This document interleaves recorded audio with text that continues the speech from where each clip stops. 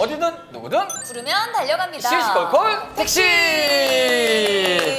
자, 우리가 흔히 이런 표현을 많이 쓰잖아요. 1등만 기억하는 야속한 세상. 이름만 들어도 정말 왠지 소름 끼친다. 씁쓸해지는 그런 느낌이 드는데, 오늘은 그런 얘기가 아닌 좀 다른 얘기를 해보려고 합니다. 넘어진 아이들, 소위 말해 꼴찌로 기억되는 아이들이 승리자가 되는 세상. 오늘은 이 이야기를 한번 해보려고 합니다. 맞습니다. 그러니까 쉽게 얘기하면 패자 부활전으로 우승까지 꿈꾸는 그런 친구들에 대한 이야기를 해볼 텐데요. 바로 올해로 개교 20주년을 맞은 포항 청소년 자유학교에 대한 이야기를 나눠볼까 합니다. 포항 청소년 자유학교 설립 때부터 지금까지 꾸준하게 활동하고 계십니다. 김윤규 교장 선생님 만나봅니다. 반갑습니다. 안녕하세요, 선생님. 네. 책이 너무 예뻐요. 우리는 패자부활전으로 우승까지 간다. 요 책이거든요. 어떻게 내시게 된 거예요? 금년이 자유학교가 개교한 지가 만 20년이 되었습니다. 만 20년이 되어서 그동안에 있었던 많은 고마운 일들, 감동적인 일들, 또 속상했던 일들 이런 거 한번 정리해보고 싶었습니다. 그래서 우리 선생님들하고 저하고 같이 이때까지 있었던 이야기들, 또 자신들의 기억들을 모았습니다. 모아서 책을 내려고 했는데 책의 제목을 뭘로 할까 해가지고 여러 가지 이야기를 했는데 우리 학교의 구호가 우리는 패자부활전으로 우승까지 간다. 이게 우리 구호입니다. 그래서 이 구호를 책의 제목으로 해서 출판했습니다. 남들이 느낄 때 누군가 편견으로 볼 때는 넘어졌다, 실패했다라고 볼 수 있겠지만 또 다른 기회를 통해 가지고 승리까지 거듭되는, 성공을 나아가는 뭐 그런 이야기인가 보죠? 그러니까 사람들은 이렇게 생각할 수 있어요. 이제 예를 들면 중학교나 고등학교를 퇴학한 사람들은 사실은 이 사회에서 적응하지 못한 사람들이다. 그래서 앞으로도 이 사람들은 굉장히 어렵고 또 사회에 우승할 수 없을 것이라고 생각할 수 있어요. 근데 저희는 우승까지 간다는 목표를 세웠고 수많은 우승자들이 실제로 우승을 했습니다. 그 기록을 실었습니다. 이야, 그래서 약간 더 궁금해지는 게 올해로 개교 20주년이라고 말하셨던 그 포항 청소년 자유학교. 이 청소년 자유학교라는 곳이 정확히 어떤 곳인가요, 선생님? 네, 청소년 자유학교는 2001년도에 세워진 대안학교입니다. 대안학교는 여러 가지 케이스가 있을 수 있는데요. 정규 중고등학교 교육보다도 좀 더 특별한 교육, 예를 들면 뭐 외국어를 하겠다든지 혹은 뭐 친자연이라든지 또는 어떤 종교적인 태도라든지 이런 걸로 가는 대안학교가 있고요. 우리는 거기서조차도 쫓겨난 사람들, 거기서조차도 적응하지 못한 사람들 제발 그 정규 교육만큼이라도 해보자 하는 그 밑바닥에서부터 올라오는 대안학교입니다. 이런 대안학교인데 청소년 자유학교는 지금까지 21년 동안 정규 학교로부터 물론 형식상으로는 자퇴지만 사실상 퇴학이 된 사람들, 이런 사람들만 모아가지고 대학생 교사들에 의해서 무보수로 운영되어 온 학교입니다. 그러니까 어떻게 보면은 조금 편견이 있을 수 있는 학생들인 네. 거잖아요. 네. 때로는 문제아라는 이야기도 들었었고, 네. 때로는 조금 불량하다라는 얘기도 들었었고, 그랬던 아이들을 이제 한 명 한 명 모아서 지금까지 이제 가르치고 여기까지 오신 것 같은데, 네. 이 부분이 굉장히 재밌더라고요. 학교의 기본 원칙이 굉장히 재밌고 좋더라고요. 이 얘기 한번 들어볼 수 있어요?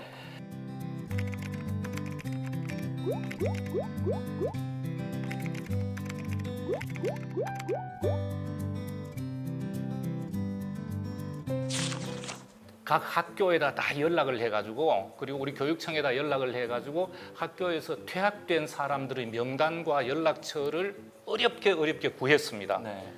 포항에서만 450명이나 있었습니다. 많았네요. 그 많은 사람들을 다 연락을 했어요. 다 전화를 해봤어요. 전화를 해봤더니 그 중에선 외국에 유학 간 사람도 있고요. 또 좋은 내신 성적을 받기 위해서 일부러 퇴학한 사람도 있고요. 그 다음에 학교에서 강제로 퇴학을 시킨 이 명퇴가 된 사람이 있고 자퇴를 한 사람이 있고 여러 가지 케이스가 있었고 그 학생들 중에서 현재 외국에 가버린 사람이 있고 타도시로 가버린 사람이 있고 포항에서 다른 대책 없이 있는 사람도 100명이 넘었습니다.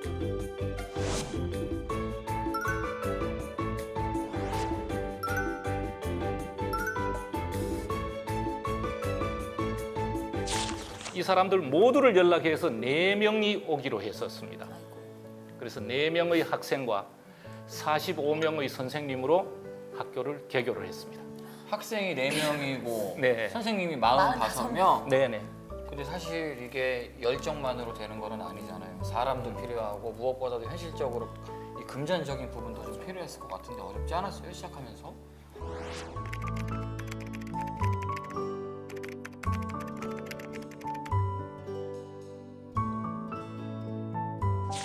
제가 제일 자신 있는 부분이 사람입니다. 저는 모든 선생님들, 지금까지 저를 거쳐간 선생님이 1200명입니다. 선생님 1200명 중에 단 한 분에게도 한 푼의 보수도 준 적이 없습니다. 그런데도 제가 보기에는 최상의 대학생 집단이 저하고 같이 있었습니다. 가능했던 게 제가 한동대학에 재직 중이었고 네. 또 좋은 청년들이 저하고 같이 하고자 하는 의지가 있었고 또 저를 도와주는 좋은 사람들이 많아가지고 이 사람들은 저하고 같이 일하는 것을 기쁨으로 알고 그것을 자기 보람으로 알고 떠나갔습니다. 이게 이제 가장 저한테는 가장 큰 재산이었고요. 돈은 그때도 없었고 지금도 없습니다. 그러니까 이게 좋은 사람 옆에는 이게 좋은 사람이 자연스럽게 모이게 되는 것 같아요. 근데 사실은 솔직히 그때도 없고 지금도 없다고 하셨는데 그러니까 처음에도 말씀하셨지만 이제 자녀분도 있으시고 네네. 가정을 꾸려가려면은 사실 집에서는 이렇게 생활을 하는 게 유쾌하진 않으셨을 것 같아요. 아니 당신 좀 적당히 좀 약간 이런 이야기도 조금 들으셨을 것 같은데 우리 애도 지금 집에서 교육이 안 되고 있습니다, 여보. 뭐 이제 지금 뭐. 우리 안부터 챙겨야 되지 않을까요? 아가 이런 지금 공부를 안 하고 있어요. 뭐 이런 얘기들. 그 우리 집 사람한테 들었어요, 이 이야기? 그런 느낌이 있었을 것 같아. 사실 딱 나이대가 지금. 그랬습니다. 네. 그때 제가 이것을 시작할 때가 45살이었는데요. 그때 우리 아이들 저는 애가 3명입니다. 3명이 다 초중고에 다니고 있었습니다. 다니고 있었는데 사실은 두 분이 생각하는 것보다가 저는 굉장히 저항 없이 할 수 있었어요. 왜냐하면 제 아내가 저와 함께 대학대 야학의 동지였습니다. 아. 아내는 처음에 제가 이것을 시작할 때에 딱 한 가지를 걸었어요. 제가 걸었어요. 스스로 걸었어요. 집 살림은 안 다치겠다. 집 살림은 안 다치겠다. 다시 말하면 내 월급에는 손 안 대겠다. 그렇게 해가지고 지금까지 그 약속은 지키고 있습니다. 제가 사실 돈이 별로 없는데도 할 수 있었던 것은 여기서 다 말할 수는 없는데 어쨌든 제가 저서가 좀 여러 권이 있습니다. 그 인쇄가 계속 나왔습니다. 그 인쇄가 나오고요. 제가 또 외부에 강연을 나가면은 또 저를 그냥 보내지 못합니다. 봉투 하나씩 주게 돼 있습니다. 그래서 그 강연료라든지 오늘 이 방송에 나오는 출연료라든지 모아서 이런 것들이 이런 것들이 자유학교에 다 사용되었습니다. 그리고 제 아내는 그 뒤에 나와가지고 아이들의 저녁에 매일 저녁 밥 해준 지가 벌써 10년이 넘었습니다. 함께하고 자유학교에서. 계시군요. 네. 그러니까 또 지금까지 큰 무탄하게 네. 일 없이 지내시는 것 같아요.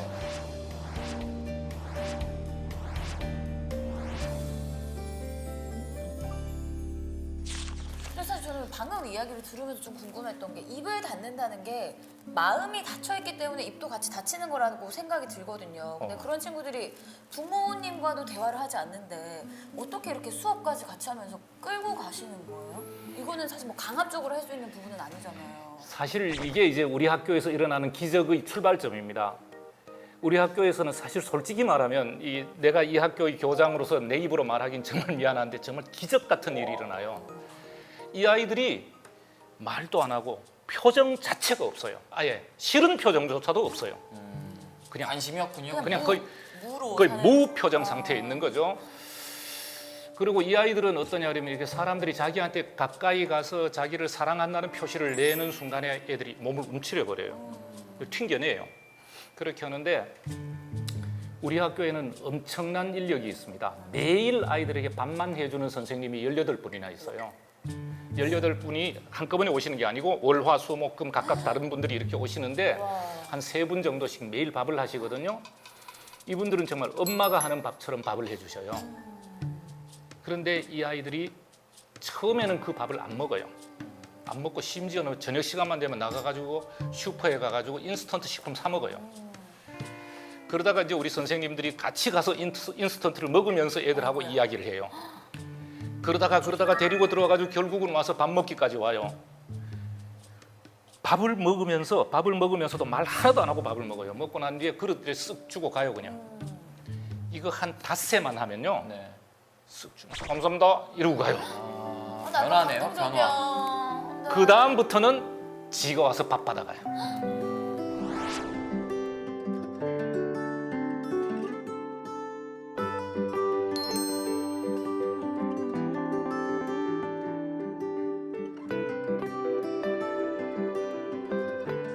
지금 6년 차 됐습니다.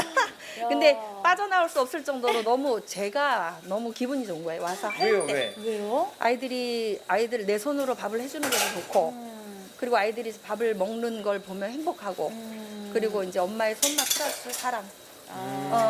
아이들한테 해주면 수고보다도 더 이렇게 뿌듯하고, 예. 그리고 사실은 우리 아이들 집에 있는 아이들보다 네. 더 맛있게 하는 것 같아요. 아, 그래요? 아이들이 중간중간 표현도 좀 해줘요. 친해지고 그러면은 뭐라고 할 때 기분이 이렇게 이런 게 제일 좋아요? 우리 이제 한동대 선생님들하고 또 네. 그리고 아이들하고 정말 맛있게 잘 먹었다고 할 때가 집에 돌아가는 발걸음이 가장 뿌듯하고 행복하죠. 야. 그러면 우리 어머니가 이렇게 6년간 이렇게 함께 일을 해 오시면서 네. 가장 좀 보람됐던 순간을 꼽자면 어떤 때일까요? 이제 이게 쑥스러워서 밥을 잘 여기 와서 들어와서 먹지 않으려고 하는 학생들이 있고 이제 여러 아이들이 있거든요. 네. 근데 그 아이들이 이제 편안하게 집에서 엄마 밥 먹듯이 와서 먹게 될 때 그때 가장 보람이 있고, 그리고 이렇게 그 아이들한테 밥이 아닌 사랑을 주는 것 같은. 그리고 이제 앞으로 이제 그 아이들의 진로에 대한 거에 조금 더 가까이 갈 수 있는 그런 마음이 느껴져요. 그 아이들을 보면서.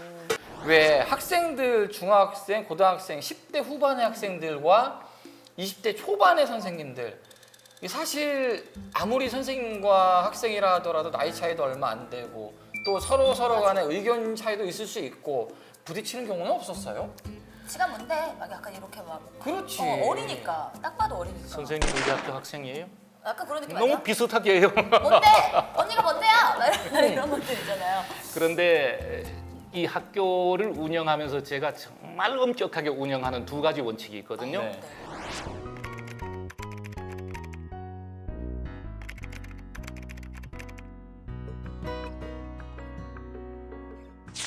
왜냐하면 외형으로 보면요, 학생하고 선생님 중에 학생이 약간 더 늙어 보여요. 애들은 사회 있어요, 사실. 아니 그럴 그리고 수 있어. 우리 아이들은 사회적인 고생을 더 많이 했어 선생님보다가. 그러다가 보니까 이게 외형적으로 그렇고 나이도 그렇고 그렇죠. 잘못 보면 누가 선생님인지 누가 학생인지 헷갈리죠. 그래 안 되죠. 네. 그리고 애들이 얼굴을 험하게 하고 딱 나오면 우리 선생님들이 감당을 할 수가 없어요. 그러니까요. 그래서 절대로 그렇게 못하도록 규칙을 만들어 놨어요. 만약에 교장 선생님이 의견에 마음이 안 들 때는 누구한테 찌릅니까? 아이고. 방송에 이르도록 합시다. 그런데 사실은 학생 중에서 내하고 싸우고 학교를 뛰쳐나간 적이 여러 번인 학생도 있었습니다. 그럼 나도 어쩔 수 없어요. 지가 얘들이 순종 안 하는 게 몸에 익어 있어요. 그런데 어느 순간에 교장이라고 순종할 거라고 기대할 수가 없어요. 이 사회에서는 뭐 교장 선생님, 뭐 선생님 그러면 다 내내라도 하지 겉으로도 안 하는 아이들이에요, 얘들은. 그래서 내하고도 하다가 마음에 안 들면 싸우고 나가는 거예요. 어쩔 수 없어요. 가고 좀 있으면은 우리도 이제 학생과장이 있는데 학생과장 선생님이 또 그 아이한테 전화해봐요. 그러면 또 이제 첫날은 절대로 승복 안 합니다. 한 사흘쯤 지나면은 얘가 약간 물러져요. 그러다가 한 일주일쯤 지나면 슬슬 후회하기 시작해요. 근데 얘가 지도 명구하니까 오지는 못해요. 스스로 오지는 못하는구나. 스스로 오기는 지도. 반항한 그것도 있고. 네. 그러면 그 사이에서 이 아이들을 지도하는 사람이 우리 선생님들이에요. 그래서 그 아이하고 이야기해가지고 좋다. 그럼 내가 교장 선생님한테 가가지고 내가 빌어볼게. 이러고 얘를 데리고 와요. 와가지고 내한테 다 이야기를 해요. 뭐 이렇게 얘기하면은 오냐 내 이놈 너 혼내주려고 그랬는데 내가 참 학생과장 선생님 저러시는데 좋다. 내가 속는다. 들어와라. 이래가지고 또 들어와요. 그렇게 몇 번을 하고서야 마침내 그 아이도 모서리가 닳고 그래가지고 검정고시에 합격을 하고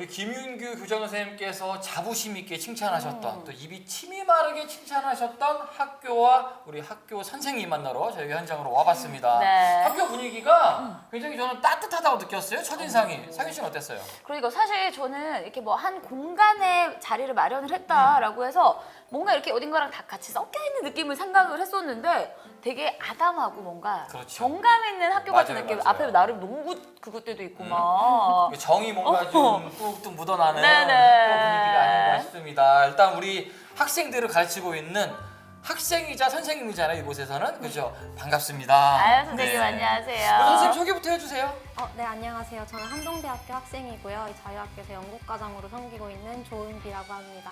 그럼 우리 근데 선생님은 저는 제일 궁금한 게 사실 저희가 앞에서 우리 교수님이랑 이야기를 나눴었잖아요. 전혀 임금 없이 이 열정과 맞아요. 네, 이런 희망을 가지고. 희망페이다라고 저희가 이야기를 하고 왔었거든요. 어떤 마음으로 학교에 들어오게 되신 거예요? 일단은 여기 계신 선생님들이 다 기본적으로 교육에 대한 열정이 있으신 분들이에요. 그래서 아마도 아이들을 위하는 마음? 그런 부분이 있을 것 같고요. 봉사를 하고 싶어서 오신 선생님도 있고 사실 자유학교를 하다 보면은 좀 물론 거리도 멀고 시간도 좀 드는 게 많긴 하지만 그만큼 또 얻는 마음도 크고 오히려 학생들을 통해서 좀 더 배우는 그런 느낌이 강하거든요. 그래서 저희는 이거를 약간 손해본다? 그렇게 생각을 하진 않고요. 약간 무임금? 약간 희망을 투자한다? 그렇게도 생각을 안 하는 것 같아요. 그냥 너무 좋은 곳이라고만. 스스로도 얻어가는 게 많다라는 네, 생각이 네. 드시는구나. 아니 이야기를 들어보니까 학교에 동아리가 있어서 그 동아리에서 또 여기 선생님이 되기까지 면접도 해야 되고 경쟁률도 세다 이렇게 얘기를 들었어요. 실질적으로 경쟁률을 뚫었어요, 본인도? 저도 그렇게 경쟁률이 높다고는 생각을 못하고 들어왔는데 네. 높다고 하더라고요. 그래서 저도 좀 영광이었습니다. 몇 대 몇이었어요? 제가 들어올 때는 한 4.5대 1 이야, 정도였던 걸로. 4.5대 1. 야, 아니 어떻게 뽑힌 것 같아요? 그 4.5를 제치고. 면접 때 말을 잘했나요? 아니 근데 지금 딱 이야기만 나눠봐도 굉장히 차분하게 전혀 긴장하는 거 없이 되게 조곤조곤 이야기를 잘해주고 계시거든요. 근데 지금은 그러면 이렇게 업무를 보고 계시지만 학생들이 직접 가르치기도 하셨던 거죠? 네네. 그러면 처음 딱 이제 나도 수업을 해야지 하고 처음 딱 교실에 들어갔을 때 어떤 느낌이셨을지 궁금해요. 너무 떨렸던 것 같아요. 너무 떨렸고 그때 제가 한 명의 학생이랑 수업을 했는데 사실 저는 진짜로 제가 그 전에 과외를 했던 경험도 있어서 그렇게만 하면 되겠지라 생각을 했는데 생각보다 훨씬 더 어렵더라고요. 그 학생을 집중시키는 것도 많이 어려웠고 그 45분이라는 수업을 계속 이끌어 나가는 게 너무 힘들어서 수업 마치고 돌아가는 길에 내가 정말 여기 잘 온 게 맞나 라는 생각도 좀 했던 것 같아요. 지금이야 그런 게 없을 테지만 처음에는 본인도 모르는 본인의 편견도 있고 이렇기 때문에 수업이 더 어렵지 않았을까 하는 생각도 들어요. 네, 약간 그런 것 같아요. 제가 생각을 했을 때 네. 좀 아이들에 대한 얘기를 좀 주변에서 좀 들은 것도 있고 그래서 저도 모르게 편견을 가지고 있었는데 그래서 좀 아이들이랑 얘기도 하고 좀 그 아이들과의 그런 소통을 하면서 내가 진짜로 편견을 많이 가지고 있었구나라는 생각이 들어서 미안한 부분도 많고 또 그 과정을 통해서 제가 너무 그 아이들한테 배우는 게 많아서 고맙기도 했던 것 같아요. 그러면 이렇게 수업을 진행하면 진행할수록 사실 학생이 한 명이면 1대1 맞춤형 수업인 거잖아요. 서로 뭔가 마음을 열 수 있는 시간들도 막 생겼을 것 같고 시간이 지날수록 뭔가 많이 바뀌었을 것 같은데 그런 변화들을 좀 어떻게 느끼셨어요? 학생들마다 다르긴 하지만 간혹 가다가 좀 경계심을 가지고 오는 학생들이 좀 몇 명 있어요. 네. 그런 학생들이 있는데 선생님들께서 계속 말 걸어주고 같이 수업을 하면서 유대관계를 쌓다 보면은 어느 순간 학생들이 좀 밝은 미소를 보이기도 하고 좀 저희가 수업에 관련해서 아니면 학생들의 태도에 관해서 얘기를 나눌 때가 있는데 그럼 매주 목요일마다 얘기를 나누고 있거든요. 근데 그런 얘기를 나눌 때 학생들이 점점 변하는 것 같다라는 것이 느껴지면은 저희 모두 다 같이 약간 엄마 미소, 아빠 미소를 띠게 되는 그런 게 좀 있는 것 같아요. 아니 그래도 그 과정이 궁금해요. 분명히 처음 와서 적응을 하고 친해지기까지 정말 무서웠거나 힘들었거나 이랬던 시간들도 있었을 것 같거든요. 좀 떨지 않는 모습, 무서워하지 않는 모습을 보여야 했는데 그런 과정이 조금 힘들었던 것도 있는 것 같고, 그리고 저 나름대로는 좀 얘기를 좀 잘해보고 싶어서 말을 거는데 좀 저의 눈을 마주치지 않는다든지 좀 무시를 한다든지 그런 경험도 좀 있어서 그런 부분이 조금 힘들었던 것 같긴 해요. 이렇게 좀 친해지는 방법, 노하우 있어요? 사실 저도 엄청 좀 소심한 편이어서 너무 그런 게 좀 힘들었는데 진짜 얼굴에 철판 깔고 무조건 얘기 나누고 오늘 뭐 기분이 어떻냐, 무슨 일이 뭐 없었냐 이런 식으로 얘기를 최대한 많이 해보려고 노력을 하는 게 좋은 것 같아요. 대화로 여러 가지 네. 마음의 문을 열었군요. 근데 사실 저희도 다 대학 생활을 겪어본 사람으로서 이제 학년이 올라가면 올라갈수록 과제도 많아지고 맞아요. 취업 준비도 해야 되고 대학생들이 사실 제일 바쁘거든요. 근데 이렇게 짬을 내서 이렇게 아이들을 가르치러 오신다는 게 되게 쉽진 않을 것 같거든요. 쉽지는 않은데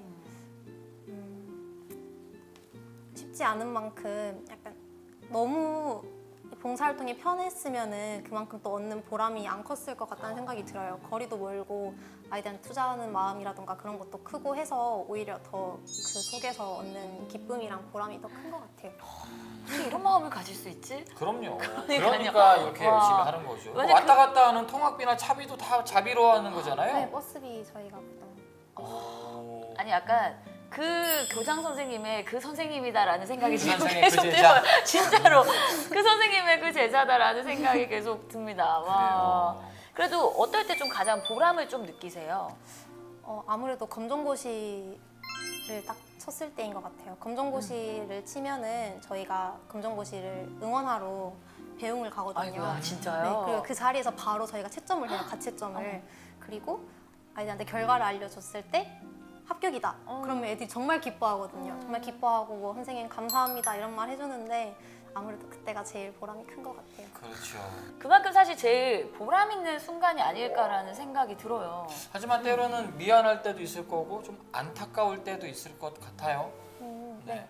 미안할 때는 저희도 나름대로 아이들한테 최대한 조심하면서 말하려고 하지만 아이들 사생활과 관련된 그런 얘기를 간혹가다 할 때가 있고 그로 인해서 저희가 아이들한테 받는 상처도 있겠지만 아이들이 저희한테 받는 상처도 분명히 있을 거란 말이에요. 약간 그럴 때 좀 아이가 상처를 받았구나 아니면 혹은 나의 말로 인해서 조금 불편함을 느꼈구나 하는 순간이 제일 미안한 것 같고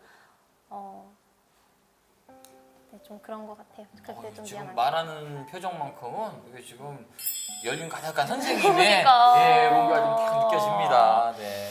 그러면 우리 선생님은 이 학생들에게 어떤 선생님이 되고 싶으시고 뭐 어떤 노력들을 하고 계신지도 좀 궁금해요. 제가 지금은 수업을 하고 있지 않은데 수업을 할 때는 당연히 일단 자유학교의 목적인 만큼 검정고시 합격을 위해서 최대한 많은 것을 가르쳐 줘야겠다는 생각이 들어서 제가 할 수 있는 최대한의 수업 준비를 했던 것 같고요. 지금으로서는 제가 연구과장으로서 섬기고 있기 때문에 아이들이 수업하는데 불편함은 없는지 아니면은 뭐 시간표와 관련해서 혹시 불만사항은 없는지 과 같은 연구과와 관련된 질문 그런 것들을 스스로 던지는 것 같아요. 굉장히 좋네요. 이게 예. 유쾌하게 웃으시는 데에는 이유가 있었다라는 맞아요. 것을 저희가 현장에서 좀 본 것 같아요. 이 부분을 한번 여쭤보고 싶어요. 결국에는 우리 학생들이 잘 공부를 배워서 검정고시까지 패스를 해야 되는, 근데 이 검정고시를 패스한다는 게 얼마나 우리 학생들에게 중요한 일인지, 또 실제로 검정고시를 패스한 학생들이 많은지 이 부분도 좀 들어볼 수 있어요? 자, 이게 정말 중요한 문제인데요. 네. 어떤 학생이 일찍이 이제 나쁜 짓을 하다가 또 경찰 검찰에 가다가 이제 중학교를 졸업하지 못하고 학업을 중단했어요. 네. 그러고 난 뒤에 이제 나이가 들면서 철이 들었어요. 철이 들어가지고 자기가 이제 중국집에서 아르바이트를 하다가 중국집 주방에 있다가 나는 중국집 주방장이 되고 싶다라는 생각을 갖게 됐어요. 근데 그 아이는 중식 요리사 자격증이 필요해요. 네. 놀랍게도 이게 고졸이에요. 조건이. 아, 최저 학력. 이게 얼마나 웃기는 거예요? 그러니까 이 아이가 그때부터 자기는 사실 초졸이란 말이에요. 그런데 그래서 그 아이하고 우리가 공부를 했죠. 해가지고 얘가 중졸, 고졸 맞췄죠. 그리고 대학을 외식 조리과를 갔어요. 그리고 지금 호텔에 근무해요. 오, 기특해라. 또 하나는 네. 이런 일들이 여러 곳에 생각보다 여러 곳에 있어요. 예를 들면 포항의 경우에는 말이죠. 우리가 포항에 사니까 그런데 포항의 이 저런 건강한 남자 아이들은 모두 다 괜찮은 남자는 다 해병대 가야 되는 줄 알아요. 네네네. 글쎄. 그렇죠. 네. 네네. 그런데 해병대는 고졸이 갈 수 있어요. 아 근데 그래요? 그게 있구나. 그러니까 이 아이들이 해병대를 가고 싶은데 주먹도 있고 끈기도 있고 나라를 사랑하는 마음도 있는데 세상에 학력 때문에 해병대를 못 가요. 그러면 검정고시 합격을 하죠? 그러면 그때부터 팍 해병대를 지원합니다. 떨어지면 또 지원하고 떨어지면 또 지원하고 몇 번 하면 해병대 돼요.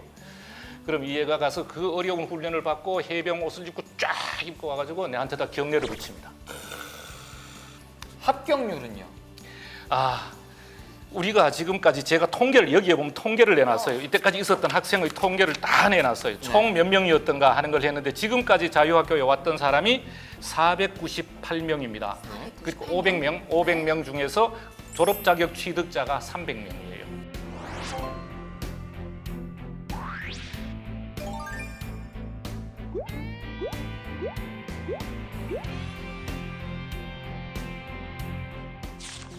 그다음 나머지 200명은 어디 갔느냐? 어디 갔어? 떨어진 게 아니고 나머지 200명은 여기 온다고 해서 다 천사가 되는 게 아니고 또 가출을 해요. 아이고.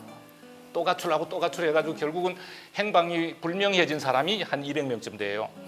제가 지금 이 중에서 끝까지 나를 떠나지 않고 열심히 공부했는데 검정고시 합격하지 못한 사람 4명이 있어요. 난 이 아이들 이름도 기억하고 얼굴도 기억하고 다 해요. 참 착하고 성실한 아이들이었는데 사실은 그 공부를 할 수 있는 어떤 그 기본적인 지능이라든가 이런 게 안 돼 있었어요. 그래서 결국은 4명을 실패했어요. 그 외의 아이들은 다 합격했습니다. 그러니까 여기 500명 중에 300명이면은 거의 뭐 60% 가까이의 합격률을 보이고 있다는 건데 그렇기 때문에 이렇게 청소년 자유학교 같은 공간이 더욱더 필요한 게 아닌가라는 생각이 듭니다. 근데 조금 안타깝게도 현실에서는 이런 대안학교에 대한 관심이 조금 부족한 게 아닌가라는 생각이 좀 들거든요. 이런 측면에서 우리 교수님이 좀 지역사회에 바라는 점이 있다면 어떤 게 있을까요? 네, 사실 이 학교에서 벗어난 아이들을 위한 학교가 많아져야 된다든가 이럴 필요는 없습니다. 제일 좋은 방법은 이 아이들이 모두 다가 정규 교육 안에서 소화되는 것입니다. 그리고 그 아이들이 그 안에서 행복한 거죠. 그 다음에 이제 우리 걱정하는 것은 그럼에도 불구하고 학교에 적응하지 못하는 아이들은 발생해요. 이럴 때에 이 아이들을 우리 사회가 촘촘하게 이 아이들을 관리할 수 있는 네트워크가 깔려 있어야 돼요. 일부 학생들은 전에 아까 말씀드렸듯이 전에처럼 불량 행동을 하는 아이들은 거의 다 경찰이나 또는 이게 다 선에 걸려 있습니다. 그런데 집에 가가지고 은둔해버린 아이들, 이른바 은둔형 외톨이, 이 아이들은 안 잡힙니다. 또 미안하지만 그런 아이들은 대부분 그 경제적으로 좀 그 하층에 있습니다. 그래서 그런 아이들 하나가 있으면 온 집이 경제적인 짐을 무겁게 지게 돼요. 그래서 사회에다가 지금 부탁하는 건 뭐냐 하면은 우리가 공공 영역에서 그런 사람들을 발견하고 그 사람들을 상담센터로 내보내든지 아니면은 이런 대안학교로 내보내든지 이렇게 하는 공공 영역의 그 촉수를 좀 더 촘촘하게 해야 되겠다라는 것이 우선 필요하고요. 그 다음에 이제 혹시 이제 개인적으로도 가정에 이런 문제가 있는 아이가 있으면은 그거를 가정 차원에서 책임지려고 하지 말아줬으면 좋겠어요. 이건 가정 차원의 책임이 아닙니다. 이거는 사회 차원에서 책임을 지게 하면은 지금도 가능합니다. 지금도 우리가 청소년 상담 지원센터가 있고 청소년 수련관이 있고 청소년 재단이 있고 또 이런 대안 학교가 있기 때문에 이것 우리 다 MOU가 다 돼 있습니다. 그래서 거기에 오면은 공부할 사람은 공부를 하고 직업할 사람 직업하고 이거 재활할 사람 재활하고 다 해주거든요. 집에서 책임질 수 없습니다. 그래서 아이 하나 기르는 데는 포항시가 다 매달려야 됩니다. 이게 제가 제일 먼저 보고하고 또 뭐랄까 부탁하는 문제입니다. 믿고 맡길 수 있는 시스템을 조금 더 구축해주고 그 시스템을 믿고 맡기는 사회가 됐으면 좋겠다. 그렇습니다. 정리할 수 있겠네요. 예.